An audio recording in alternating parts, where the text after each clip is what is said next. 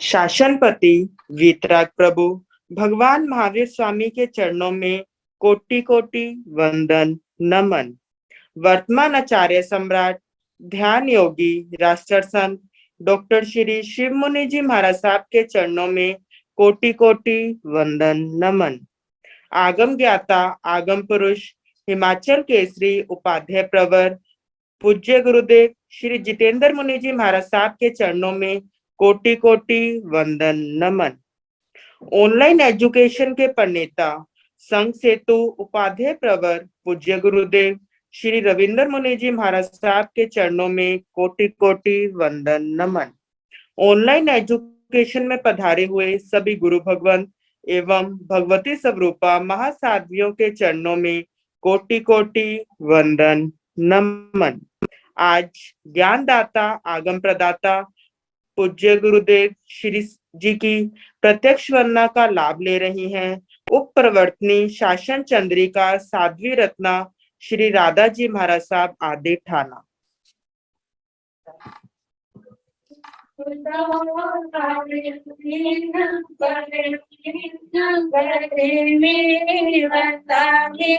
नमः स्वामी सकारे सपारे कल्याण देवय पजवा स्वामी मधेर तो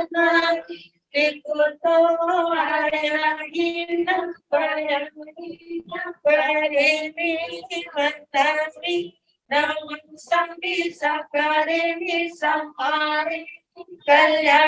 कल्याण देवय जय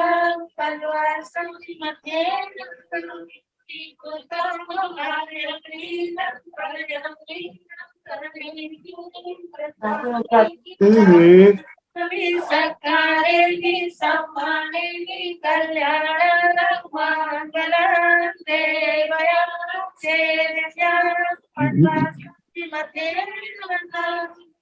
देवय गुरुदेव साता साता है सबको।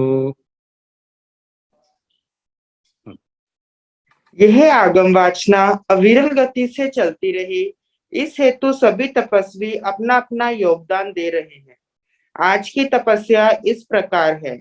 उपाध्याय प्रवर अनयोग प्रवर्तक पूज्य श्री कन्हैयालाल जी महाराज साहब कमल के शिष्य तपोकेसरी श्री संजय मुनि जी महाराज साहब उपवास। तरुण तपस्विनी महासाध्वी श्री शमा जी महाराज साहब उपवास। तप शिरोमणि महासाध्वी श्री सुब्रता जी महाराज साहब उपवास। ज्ञान दिवाकर साध्वी श्री सोनिका जी महाराज की सुशिष्या तप पराधिका श्री रिद्धि जी महाराज साहब आएंगे। हम सभी तपस्वियों को सुख साता पूछते हैं और सभी के तप की बहुत बहुत अनुमोदना करते हैं। अब हम पूज्य गुरुदेव श्री से करबद्ध विनती करते हैं, प्रार्थना करते हैं कि आप अपनी अमृतमय वाणी से हम सबको लाभान्वित करें। पधारे गुरुदेव, पधारे गुरुदेव। सुख साता गुरु जी।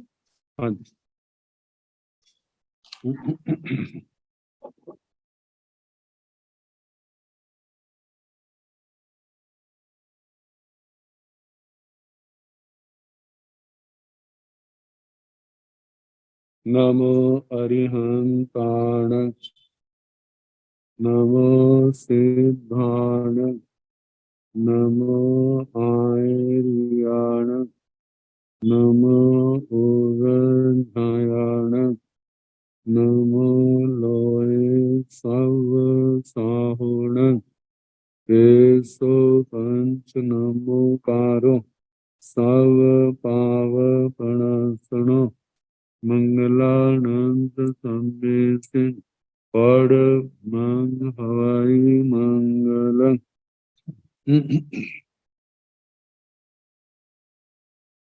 जिन शासन जिन वाणी सदा जयवंत हो, श्रमण संग सदा अविचल मंगल हो। मुक्ति को प्राप्त श्रमण भगवान महावीर स्वामी, उनकी परम पावन कल्याणी भागवती वाणी वाचक प्रमुख श्री गंधर भगवान युग प्रधानाचार्य परम पूज्य श्री सुधर्मा स्वामी जी महाराज, उनकी परम पावन पाठ परंपरा, वर्तमान आचार्य ध्यान योगी परम पूज्य श्री मुनि जी महाराज एवं गुरुजन सबके पावन कर्ण सरोजों में मेरा अनंत अनंत बार वंदना, नमस्कार।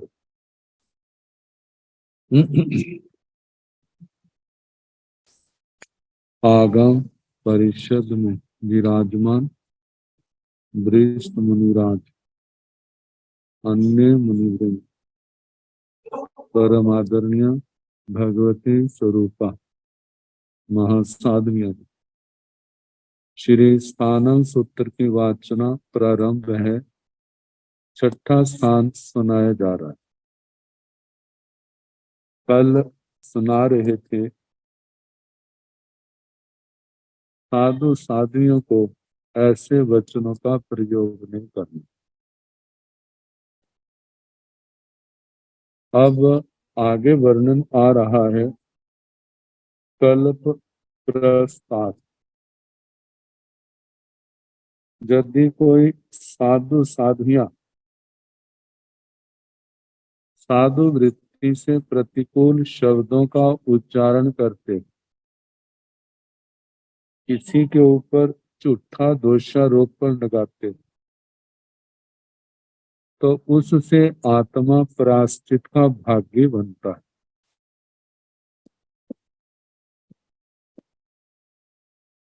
किसी की आत्मा को आहत करना ये साधु वृत्ति के अनुकूल नहीं। तो छ कपस पत्थारा पणता संजाहा पाणाई वायस वायं वयमाने मूसा वायस वायं वयमाने अदिन्ना दानस वयं वयमाने अपुरिस वायं वयमाने दास वायं वयमाने इच्छे छ कपस पत्थारे पत्थरेता सम्म म परिमाणे तठान पत्ते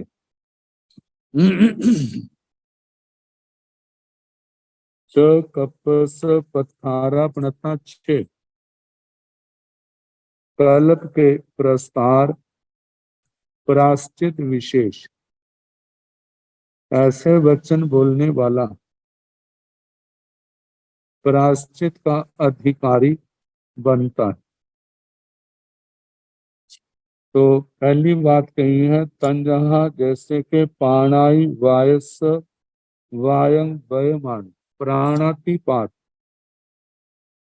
का वचन बोलना। किसी को कहना कि इसने ऐसे हिंसा की थी, इसने ऐसे जीव को मारा था, तो पहला कल्प प्रसार, दूसरे पर प्राणातिपात का झूठा दोषारोपण लगाना, दूसरा है मुस्सा वायस वायं वयमान, किसी पर मृषावाद का आरोप लगाना, इसने झूठ बोला। अदिन्ना दानस वायं वयमान, अदत्ता दान का आरोप लगाने वाला। अवीराई वायं वयमान, अविरतिवाद मतलब किसी के चारित्र पर, ब्रह्मचर्य पर लांछन लगाना। इसने इस प्रकार अब्रह्म का सेवन किया। अपुरिस वायं वयमाने, किसी को जे कहना जे नपुंसक है, ऐसे वचन बोलने वाला। दास वायं वय माने, जे तो दास है, दीक्षा के योग्य नहीं है, ऐसा कहना। इच्छे छे कपस पत्थारे पत्थरेता, सम्मंग म परिपूरे माणे तठान पत्ते। ये 6 प्रकार की बातें जब आचार्य आदि के चरणों में आती हैं किसी के प्रसंग में, तो आचार्य भगवान उनकी जांच करते, इसके द्वारा कहे गए जो वचन कहाँ तक प्रमाणित। यदि उसके वचन सत्य हो तो जिसको कहा है उसको प्रायश्चित दिया जाता है उस दोष का। और यदि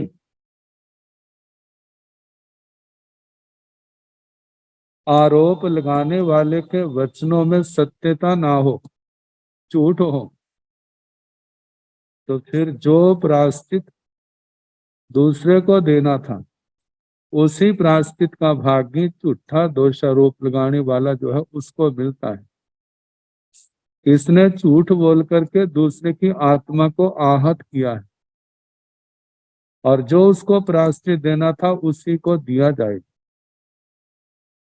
तो इसलिए कहा है कि ये 6 बातें सम्मंग अपूरे माना, अपरिपूरे माना। इच्चे जे 6 कपस पत्थारे, 6 कल्प के प्रसार कहे हैं। इनको पत्थरेता, इनको यदि स्वीकार करता है और साधक भली भांति मतलब ऐसे आरोप लगाता है और उसको सिद्ध ना कर सके, सम्मंग अपरिपूरे माने, भली भांति उसको सिद्ध ना कर सके, तो तत्ठान पत्ते उसी दोष को प्राप्त होता है, वह प्रायश्चित का भागी बनता है और उसको प्रायश्चित लेना पड़ेगा।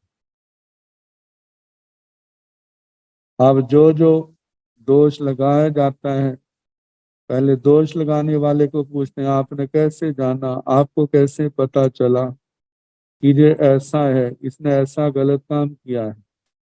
जब सारी बात उससे पूछते हैं, फिर उसके बाद जिसको ऊपर दोष लगाया गया है उसको पूछा जाता है, तो दोनों की बातों को सम्यक प्रकार से सुन करके फिर आचार्य भगवान जो जो प्रमाण दिए जाते हैं उन प्रमाणों की जांच करते हैं। यदि दोष सच्चा सिद्ध हो तो जिसने सेवन किया है उसको प्रायश्चित दिया जाता है आत्म शुद्धि के लिए, और यदि वो दोष झूठा हो, असत्य हो, तो आरोप लगाने वाले को दिया जाता है। तो कहा जाता है साधु के, साधु साध्वी के शुद्ध चरित्र है तो उसका महत्व ज्यादा है, उसकी गुणवत्ता ज्यादा है, और चरित्र में जितने दोष आएंगे उतना ही क्या होगा, उसके चरित्र में कमी आएगी। पीछे वर्णन आ चुका है, जैसे अनाज यदि शुद्ध है तो उसकी पूर्ण कीमत है।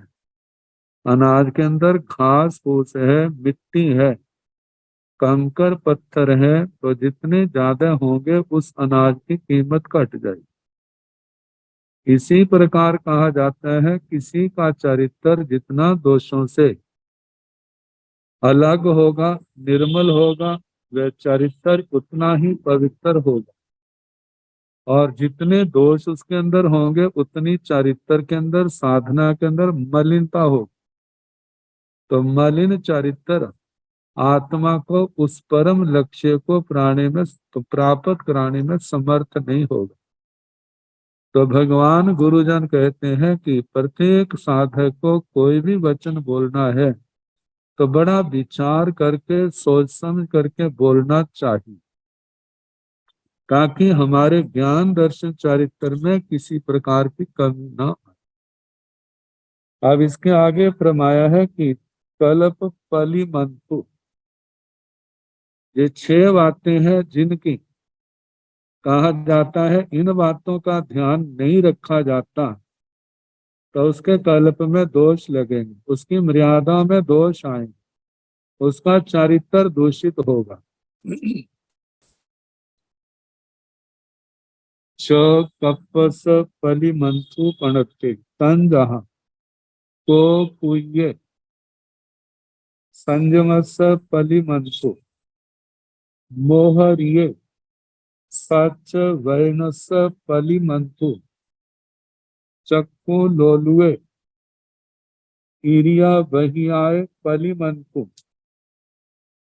तिंतिणिये ऐसण गोयरस पली मंथु इच्छा लोभिये मोती मगस पली मंथु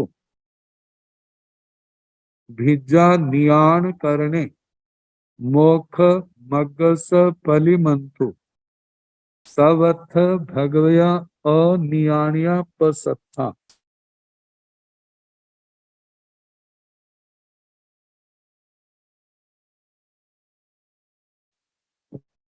सबसे पहले छ कपस पलिमंथु पुनत्ति, पलिमंथु विघ्न घातक, ये 6 बातें चारित्र की घातक, चारित्र को नष्ट करने वाली। तंजहा जैसे के को पुये संयमस पलिमंथु, को पुये इसकी शायदी है कौ कुचिक, शरीर से कुत्सित, गर्हित, अश्लील चेष्टाएं करना, इनको कौ कुचिक कहा जाता है। तो ये 3 प्रकार के हैं, जैसे स्थान, शरीर और भाषा। पहले स्थान के संबंध में कहा है, नाटक की तरह विषम स्थान में होना, गलत स्थान, बैठना, लेटना, चलना, घूमना, जहां कहीं ठहरना, ये सभी क्रियाएं स्थान कौकुचिक कहलाती हैं। तो ये पहला स्थान का। दूसरा है शरीर का, निष्प्रयोजन, हाथ, पैर, मुख आदि अंगों को हिलाना, चलाना, भांडों की तरह चेष्टाएं करना, ये शरीर को कुचिक कहलाता है। तीसरा भाषा का है, हास्य उत्पादक वचन बोलना, पशु पक्षियों की नकल करना, लोगों को हंसाने के लिए अनार्य देश की भाषा बोलना, विभिन्न देशवासी स्त्री पुरुषों के वाणी विलास करना, जो भाषा कौकुचिक है। कहते हैं जितने भी साधु साध्वियां हैं उनके लिए जो कुचेष्टाएं वर्जित हैं, निषिद्ध हैं, इनसे संयम का घात होता है, आत्मा लक्ष्य से विचलित होता है। तो इसलिए पहले कहा कि कौकुचिक जे क्रियाएं जो संयम की विघातक। अब दूसरा है मोहरिये सच वर्णस पलिमंतु, मौखरिक जो सत्य वचन का पलिमंतु घातक है। मौखरिक क्या, वाचाल, असंबद्ध वचन बोलना, वाचालता, बिना विचारे सोचे विचारे बोलना, प्रमाण से अधिक बोलना, जिससे सुनने वाला शत्रु बन जाए, इस प्रकार की वाणी बोलना, इन सब का समावेश मौखरिक शब्द में हो जाता है। मौखरिक साधु से असत्य भाषण की संभावना बनी रहती है, जब असंबद्ध बिना विचारे बोलने वाला है तो वहां पर झूठ का दोष भी आ जाता है। तो इसलिए कहा कि जब मौखरिकता सत्य की घातक है। यदि वाणी का विवेक नहीं रखा जाता तो उसका सत्य व्रत दूषित टूट जाएगा, टूटेगा नहीं तो दूषित जरूर होगा। इसलिए सत्य की आराधना करने वाले को मौखरिक नहीं बनना, बचाल नहीं बनना। चक्षु लोलुए इरिया बहियाए पलिमंथु। चक्षु लोलुए, चक्षु लोलुपता, आंखों से लोलुप होना, मतलब आंखें वश में नहीं, कभी कहीं देख रहा है कभी कहीं देख रहा है, चलते समय ध्यान नहीं रखता। तो कहते हैं जो साधु साध्वी चक्षु लोलुपी होता है वह इरियापथि की क्रिया का संशोधन नहीं कर सकता, इरियापथि की सम्यक नहीं पाल सकता। इरिया तो जो साधु चलते हुए इधर उधर देखने में आसक्त है, आसक्ति पूर्वक लुभावने दृश्यों को, स्त्री पुरुषों को देखता हुआ गमनागमन क्रिया कर रहा है, वह निश्चय से इरिया समिति का घातक है, उसको सम्यक प्रकार से पाल नहीं सकेगा। और तीसरा है, आगे है तीन तृणीय ऐसना गोयरस पलिमंथु। चौथा तीन तृणिक कहते हैं साधु साध्वियों को तीन वस्तुओं की आवश्यकता होती है, आहार, उपदी, शैया। जब ये नहीं मिलते तो मिलने पर खिन्न होता है, दुखी होता है, और अपने पर कंट्रोल ना होने के कारण, संयम न होने के कारण वाणी के ऊपर विवेक नहीं रहता। जो मुंह में आया वही कहने लगा, तुनक मिजाज। इससे क्या है, ऐष्णा समिति का घात होता है। और संतोष, धैर्य न होने के कारण अनेशनीय आहार, उपदी और शैया भी ग्रहण कर सकता है। निर्दोष आहार आदि वस्तु को ग्रहण करने वाला साधु को चाहिए इन बातों का ध्यान रखें, ऐसे दोष ना आए। आगे पांचवा है, इच्छा लोभिये मोती मग्गस पलिमंतु। इच्छा लोभी, इच्छाओं का गुलाम होना जब मोक्ष मार्ग का घातक है। कहते हैं इच्छाएं और लोभ को इनको बढ़ाना, इससे संतोष का घात होता है। निर्लोभता, निष्परिग्रहता ये सिद्धि पर के घातक है। मतलब के इच्छा लोभ बढ़ते हैं तो निर्लोभता खत्म होगी, अपरिग्रह वृत्ति खत्म होगी, इनके खत्म होने से फिर मोक्ष मार्ग का घात होगा। तो ऐसा क्यों हुआ? क्योंकि इच्छाओं पर कंट्रोल नहीं, मन की भावनाओं के ऊपर कंट्रोल नहीं।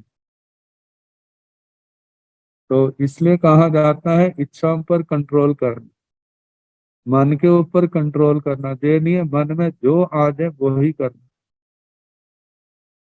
ताकि मन समुद्र के समान है, इसमें नाना प्रकार की लहरें उठती हैं, और उन भावनाओं के पीछे, मन के अंदर जो भावना रूपी लहरें उठी हैं उनके पीछे पूर्व जन्म के संस्कार, पूर्व जन्म के कर्म काम करते हैं।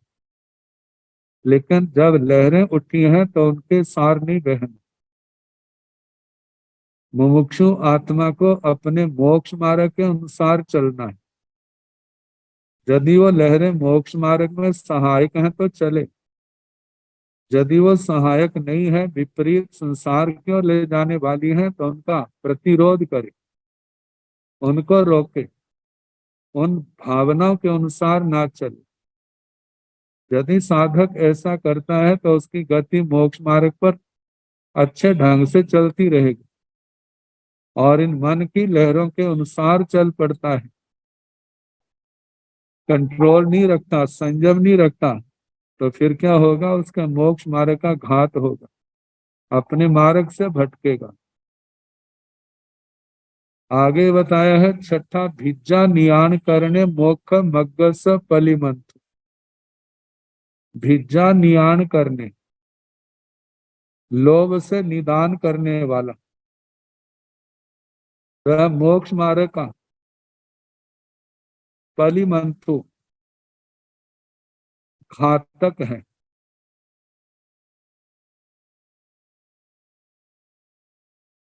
पहले इच्छा लोभी है मोती मग्गस। मोती मग्गस, इसका मुक्ति मार्ग भी है, लेकिन जहां पर मुक्ति का मतलब निर्लोभता, तो इच्छाएं होंगी तो उसके संतोष के ऊपर आंच आएगी। इच्छाओं पर कंट्रोल करेगा तो उसका संतोष जो है, जो धर्म का द्वार, 4 द्वारों में एक द्वार बहुत सुरक्षित रहे। और आगे का है भिज्जा नियाण, आसक्ति के वश हो करके लोभ से निदान करने वाला। जो निदान करने वाला है वो मोक्ष मार्ग का आराधक नहीं रहता। हम देखते हैं कितनों ने निदान किया जो मोक्ष मार्ग से भटके। दशा स्कंद की 10वीं दशा में आयति स्थान का 9 निदानों का वर्णन आया था। मानो किसी ने तप संयम के बदले साधुपना भी मांगा है।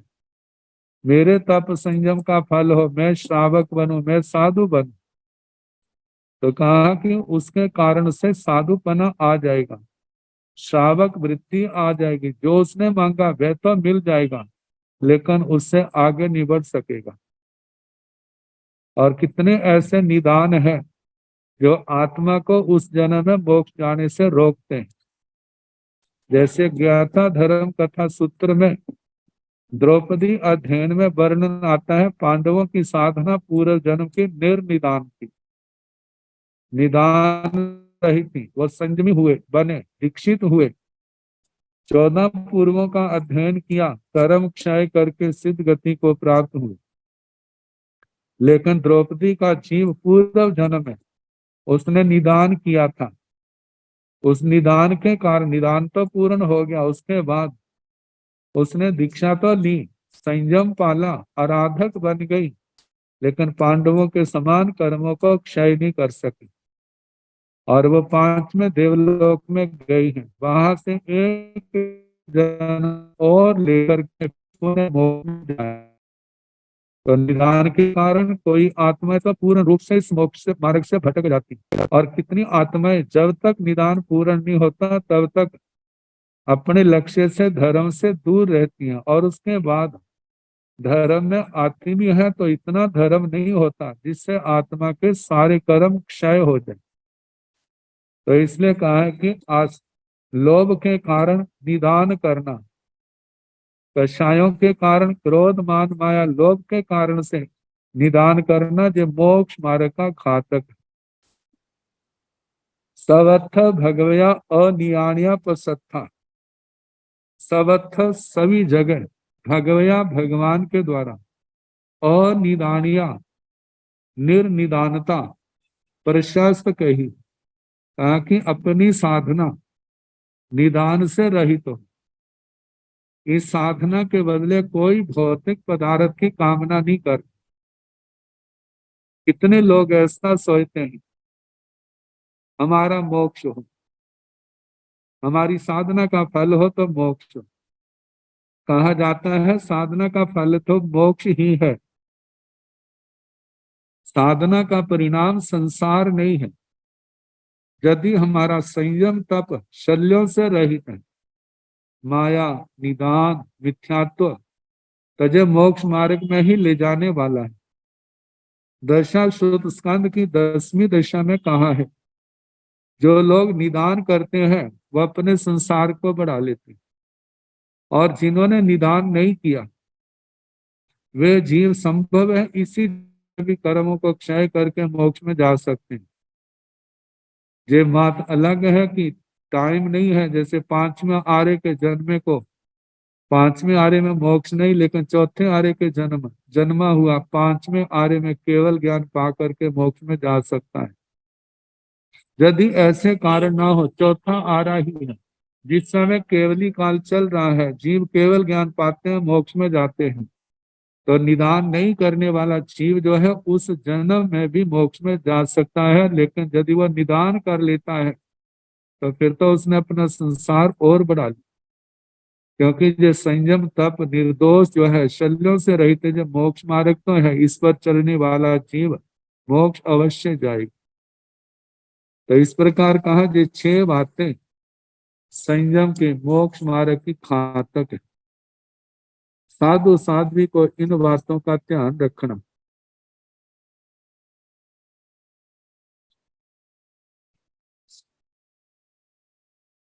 अब आगे बताए, छ विहा कपठी पणता तंजाह सामाय कपठी छेदोब ठावणीय कपठी निविसमान कपठी निविठ कपठी जीर्ण कपठी थेर कपठी।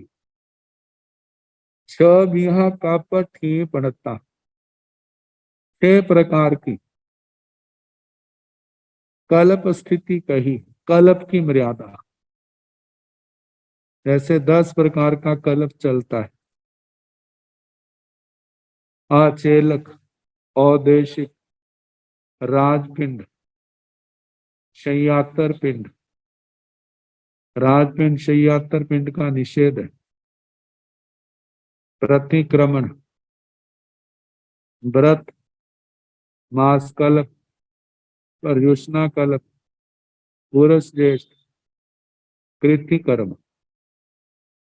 10 में 4 कल्प शाश्वत है और 6 कल्प, 4 के अलावा जो 6 है वो पहले, और 24 में तीर्थंकर भगवान के शासन में वहां पर नियमित है। और इसके अतिरिक्त महाविद्य क्षेत्र में 20 के 22 तीर्थंकरों के शासन में वो नियमित नहीं। तो इसलिए कहा जाता है कि 4 शाश्वत हैं, सभी तीर्थंकर भगवंतों के शासन में वो सदा पाए जाते हैं। लेकिन 6 जो है, 6 जो है वो सदा नहीं पाए जाते।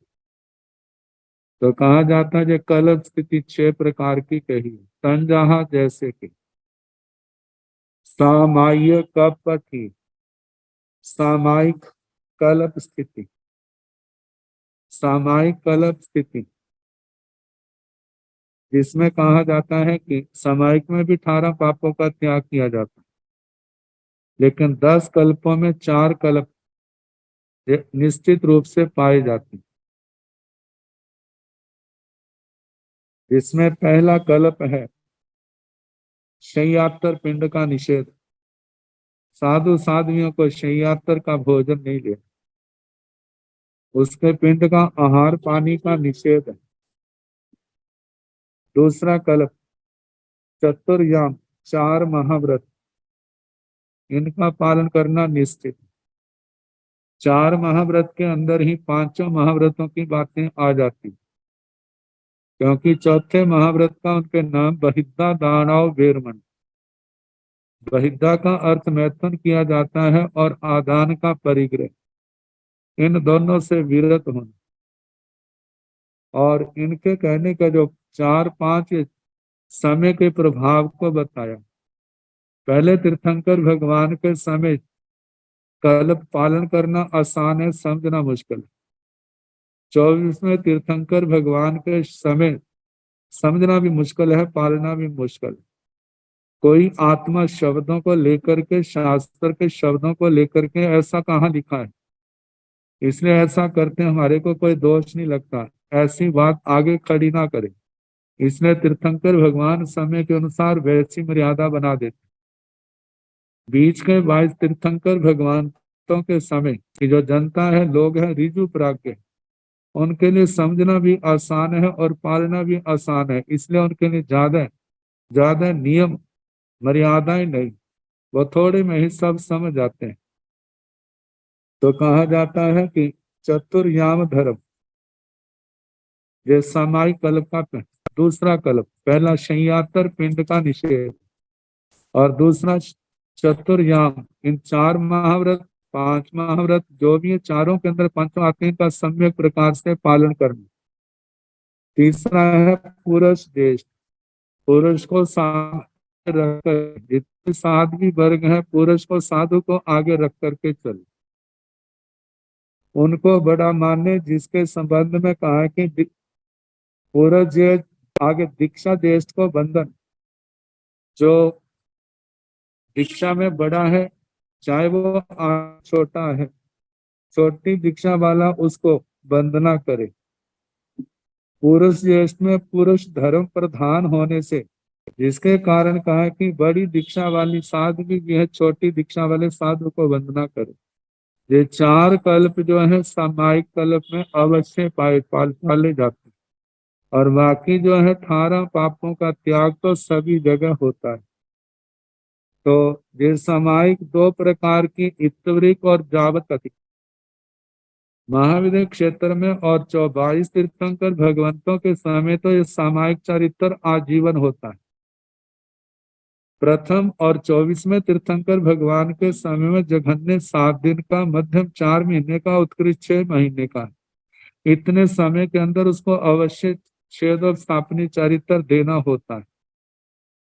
तो कहा इस प्रकार कहा जाए सामायिक कल्प, सामायिक कल्प की स्थिति। दूसरा है छेदोपठावनीय कपट ही छेदोप स्थापनी कल्प स्थिति। तो कहा जाता है छेदोप स्थापनी कल्प स्थिति, जिसमें छेदोप स्थापनी सामायिक चरित्र के बाद छेदोप स्थापनी चरित्र दिया जाता है। सामायिक में भी 18 पापों का त्याग है और छेदोप स्थापनी में भी 18 पापों का त्याग है। लेकिन जहां पर 5 महाव्रत 6ठे रात्रि भोजन का त्याग, इस चरित्र को इस रूप में बांट दिया जाता है। और 6 काया के जीवों की यत्न पालना, उनकी रक्षा करना, और जो 4 शाश्वत कल्प बताए थे उसके साथ 6 कल्प और जोड़ दिए जाते हैं, जिनमें पहला आचेलक। आचेलक के 2 अर्थ हैं, एक तो है बस्तर नहीं रखना और दूसरा है कम से कम और अल्प मूल्य वाले रखना। जिस साधक की अपनी विशेषता है वो कैसे चल सकता है, और ये वस्त्रों का त्याग जो है ये पुरुष के लिए, साधु के लिए, साध्वी के लिए नहीं। साध्वी के लिए वस्त्रों की जो मर्यादा है उसके अनुसार वस्त्र रखना, और उसमें जे है कि रंगीन नहीं, केवल सफेद रंग के वस्त्र रखने का विधान। और दूसरा है औदेशिक।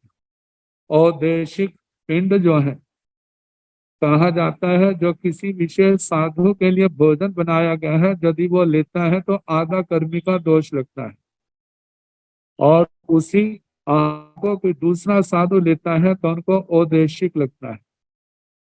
बीच के 22 तीर्थंकर भगवंतों के शासन में आधा कर्मी का निषेध है, लेकिन औदेशिक दूसरे साधु लेते हैं तो उसका उनके लिए निषेध नहीं है। लेकिन प्रथम और 24वें तीर्थंकर भगवान के शासन में साधु साध्वी को, जो किसी भी साधु सती के निमित्त से बना हो, वो किसी भी साधु सती ने निग्रहण नहीं करना। तो औदेशिक पिंड का परिहार। आगे प्रतिक्रमण। बीच के 22 तीर्थंकर भगवंतों के तो ऐसा होता था कि जब दोष लगे उसी समय प्रतिक्रमण कर लेते थे। पक्षी को मतलब अमावस्या है, पूर्णमासी है, चौमासी है, समस्ती आदि है, इनका प्रतिक्रमण उनका स्वैच्छिक होता। दोष है तो कर लेते थे, नहीं है तो नहीं भी, मतलब एकांत रूप से करना ही है, ऐसा विधान नहीं। लेकिन प्रथम और 24वें तीर्थंकर भगवान के समय दोष लगा हो चाहे ना लगा हो, उसको सुबह शाम उभव काल दोनों समय प्रतिक्रमण अवश्य, 6 आवश्यक सूत्र अवश्य करना। कहा जाता है यदि दोष लगा है तो उसकी निवृत्ति हो जाएगी, नहीं लगा है तो चारित्र की पोषणा होगी और स्वाध्याय होगा। ये करना है। इसके आगे राजपिंड। राजपिंड राजा की रसोई का भोजन साधु साध्वी को ग्रहण नहीं करना। ये प्रथम और 24वें तीर्थंकर भगवान के मतलब कि उनके उनके शासन में जो अवश्यम भावी है। बाकी बीच के भाई तीर्थंकर हैं वहां पर यदि वो देखते हैं इसको लेने में कोई दोष नहीं है तो, लेकिन दो शासनों के अंदर सर्वथा निषेध किया है। जहां कहीं वर्णन आता है तो उनके लिए यह है कि वो आगम व्यवहारी थे, जैसे श्री गौतम स्वामी जी का आता है। वो आगम व्यवहारी थे, चार ज्ञान के धारक थे, द्वादशांगी वाणी के केवल ज्ञाता ही नहीं रचयिता थे। इसलिए ये बात उनके ऊपर नहीं आती, दूसरे साधकों के लिए विशेष करके है कि राजपिंड का उनके लिए परिहार है, परित्याग है। आगे मास कल्प। मास कल्प का मतलब साधु 9 कल्प की विहार करे। एक चतुर्मास का कल्प है और शेष काल जो 8 महीने हैं उनका एक एक कल्प करे। 8 और 9वां चतुर्मास कल्प है वर्षावास का। ऐसे 9 कल्पी विहार करे। साध्वी के लिए 5 का आता है, एक चौमासे का और 2-2 महीने का दूसरा है, तो 8 महीने के 4 हो जाते हैं। ऐसे उनका 5 कल्पी विहार है। आगे पर्युषणा कल्प। पर्युषणा कल्प चौमासे का विधान। पर्युषणा एक तो अष्टांगिक महोत्सव है, संवत्सरी पर्व, और दूसरा चौमासे का। बीच के भाई तीर्थंकर भगवंतों के समय देखते हैं यदि विहार करने से बरसातें हुई है, देखते हैं अब बरसातें नहीं है, लोगों का आना जाना है, आने जाने में कोई दोष नहीं है, तो चौमासे में भी वो विहार कर लेते थे। लेकिन प्रथम और 22वें तीर्थंकर भगवान के समय में चाहे लोगों का आना जाना हो या ना हो, लेकिन चौमासी आषाढ़ी पूर्णिमा से लेकर कार्तिक पूर्णिमा तक तो उनको एक स्थान पर एक नगर में ही रहना, बिना कारण से नहीं जाना। वो कारण जो है चौमासे में विहार के पहले सूत्रों में बताए जा चुके हैं कि इन विशेष कारणों से जा सकता है, वो बड़ों की आज्ञा लेकर के, लेकिन उनकी आज्ञा के बिना नहीं जा सकता। अब इसके आगे है ये 10 प्रकार का कल्प, मतलब के छेदोपस्थापनी चरित्र में अवश्य पालन करना होता है। आगे निविष्यमान। निविष्यमान का पठी।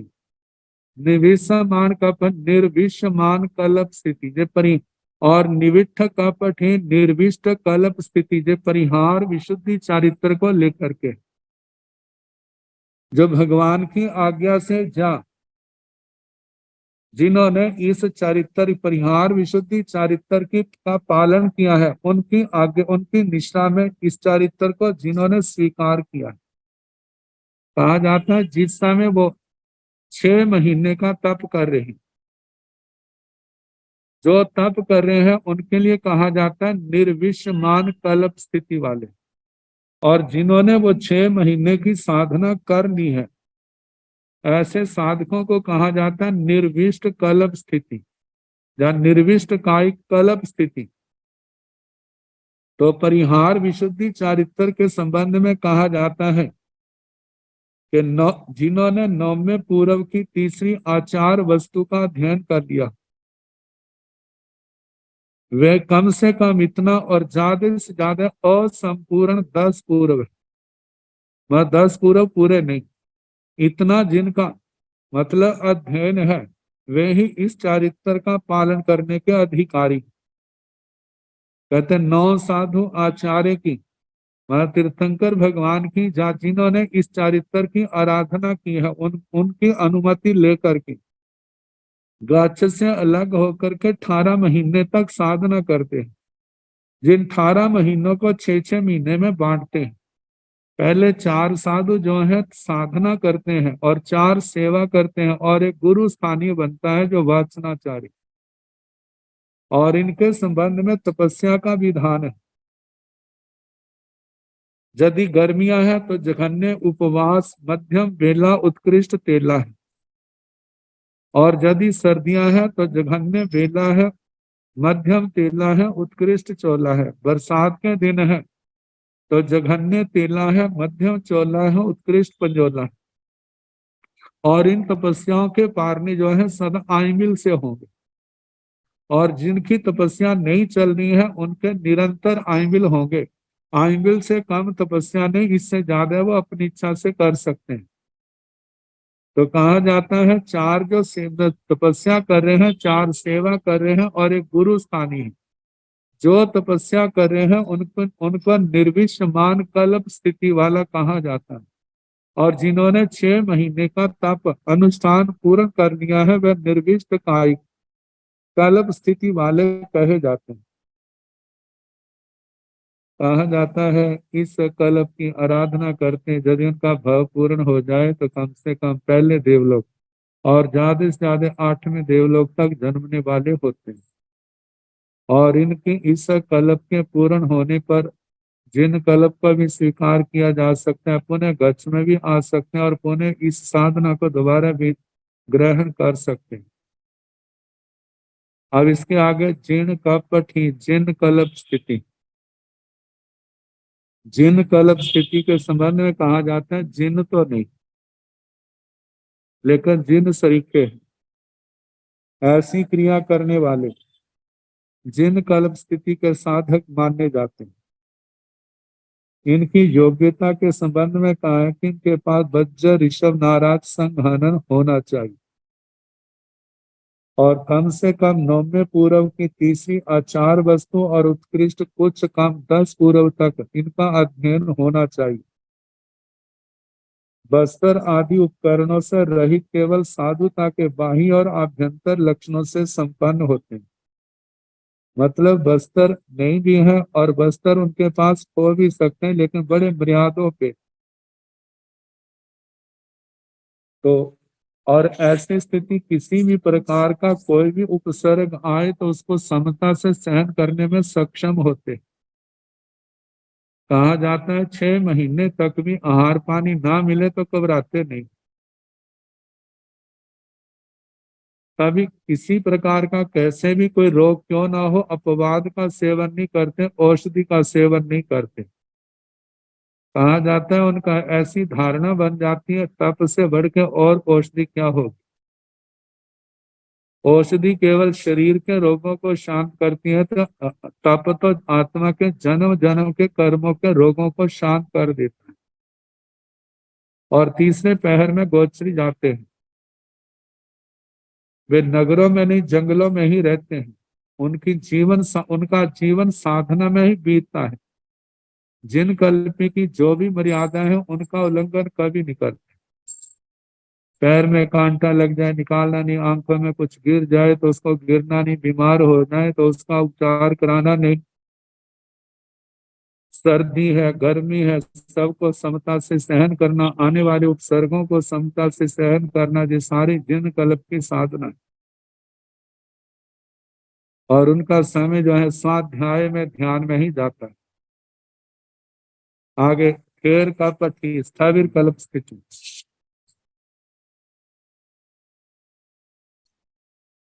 स्थविर कल्प कहते जो साधु समाज में रहकर अपना जीवन उन्नत बनाते, साथ ही साथ समाज का भी कल्याण करते हैं, धर्मोपदेश दे करके धर्म की प्रेरणा दे करके, ऐसे साधु साधु स्थविर कल्पी कहलाते हैं।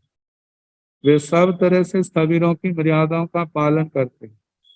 उनकी मर्यादाएं दीक्षार्थियों को दीक्षा देना, पढ़ना पढ़ाना, संयम में रहने की शिक्षा देना और स्वयं भी संयम में रहना और नियत वास गुरु की आज्ञा से ग्रामानुग्राम विहार करना, गुरुओं की आज्ञा के बिना अकेले विहार नहीं करना, समाज में रहकर प्रवचन प्रभावना, साधना पद से विचलित होते हुए को स्थिर करना, नव दीक्षित गलान तपस्वी की सेवा करना, जिन शासन की उन्नति करना, इन सब का पालन संयम में रह करके स्थविर कल्पी ही करते।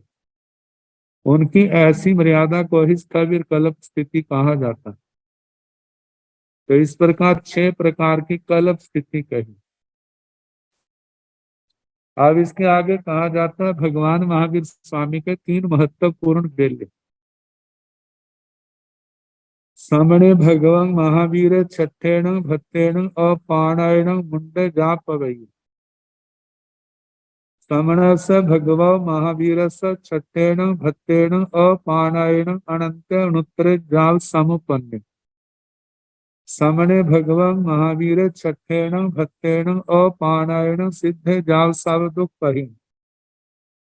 समणे भगवान महावीर श्रमण भगवान महावीर स्वामी छठेण भत्तेण अपाणे, छठ भत, छठ जो है बेले की संज्ञा है, 2 उपवास लगातार। और वो कैसा था? अपाणेण, अपानक, इसमें पानी का भी सेवन नहीं करता। ऐसे भगवान महावीर स्वामी की जितनी भी तपस्या हुई है सारी चौबिहार।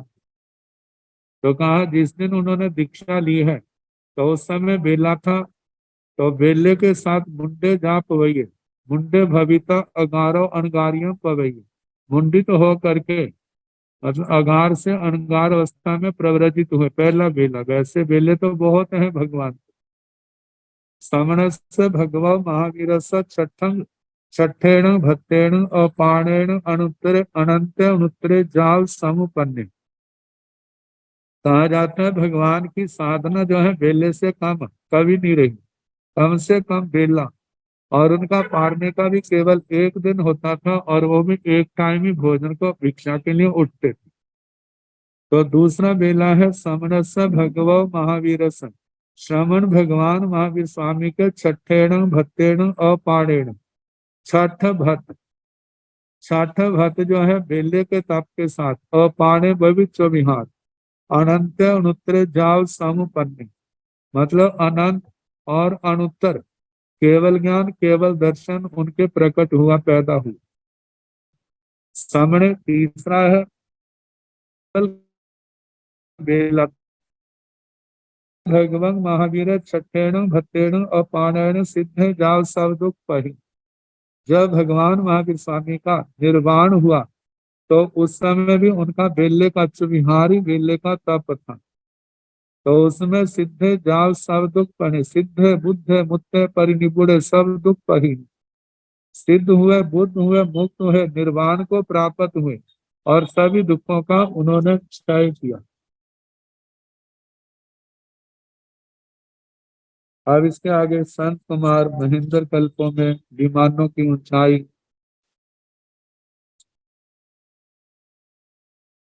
और उनके शरीर की अवगाहना जो 6 के अंक के साथ मिलती है, तो इसका जैसे आगे कल समय होगा उसके अनुसार